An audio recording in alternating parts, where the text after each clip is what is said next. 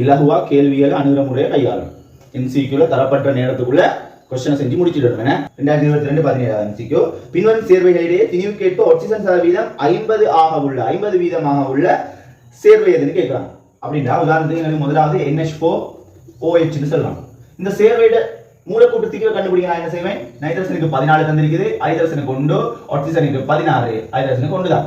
இதே அடிப்படையில் nitrogen 14 plus hydrogen 1 4 இருக்குது, 4ஆல பெருக்கணும் பிளஸ் ஆக்சிஜன் 16 இன்னொரு ஹைட்ரஜன் இருக்குது, ஹைட்ரஜன் பெருமானம் 1. ஆகவே 14 4 பிளஸ் 16 பிளஸ் 1 எல்லாம் கூட்டி என்ன சொன்னா 20 30 35 ஆன்சர் வரப்போகுது. இந்த 35ல ஆக்சிஜன் 16 அளவு இருக்குது. அது விளங்க உங்களுக்கு 35ல ஆக்சிஜன் 16 இருக்குது. ஆகவே மொத்தம் 35 ஆக்சிஜன் 16 தரணும் இருக்கு. அதுதான் வீதம்.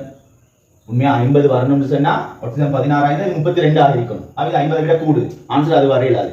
எம்சிக்யூல டைம் மிச்சப்படுத்துற முறைகள் ஃபுல்லா சுருக்கி பார்த்து இருக்கணும்ன்ற அவசியம் இல்லை. ரைட்? அது அதை கணக்கில் கொள்ளணும். ரெண்டாவது கல்சியம் ஹைட்ராக்சைடு. கல்சியத்துக்கு 40 தந்திருக்கிறாங்க, ஆக்சிஜன் 2 இருக்குது, ஆகவே 32, ஹைட்ரஜன் 2 இருக்குது 2, 70 74க்கு 32 தர 100. ஆக்சிஜன் சதவீதம் 74 மொத்தம், அதுல ஆக்சிஜன் 14 2 இருக்குது, ஆகவே 32. 32 இது 50 வரணும்னு சொன்னா 32 கீழே 64 எண்ணிக்கணும். ஆகவே இதுவும் பொருத்தம் இல்லை, 50க்கு வருது இல்லை. பாப்போம். CH3COH CH3OH right. Carbon 12, hydrogen 3 4 இருக்குது, ஆக்சிஜன் 16, 14 20, 20 12 32, மொத்தம் 32. ஆகவே இந்த 32ல ஆக்சிஜன் 1 தனிக்குது, ஆக்சிஜன் பெருமானம் தந்திருக்குது 16.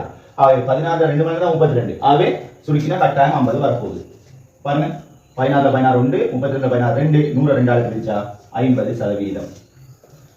மூன்றாவது ஆன்சர் இலகுவா கேள்விகளை அணுகிற முறையை கையாளும்.